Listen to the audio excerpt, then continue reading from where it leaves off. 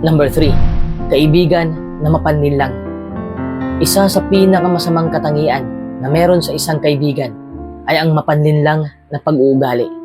Ang mga peking kaibigang ito ay papasok sa buhay mo na may iba't ibang pahayag o kilos na naglalayong baguhin ang iyong pag-uugali, madalas nang walang babala. Ang mga ganitong mapanlinlang na pag-uugali ay makikinabang lamang ang peking tao. Susubukan din ng taong ito na ipaniwala sa'yo na nasa tamang landas ka. Ito ay isa sa pinakamasamang katangian dahil maaaring mahirapan ang biktima na tanggapin na sila ay minamanipula once it goes beyond a certain stage. Ang pagkakaibigan sa isang mapanlinlang na tao ay magdudulot lamang sa'yo ng malalim na pagsisisi at masasayang lang ang mga opportunity. Ang mapanlinlang na pag-uugali ay tiyak na isa sa mga pinakamapanganib na katangian ng isang peking kaibigan. They can make you move in the direction that they want.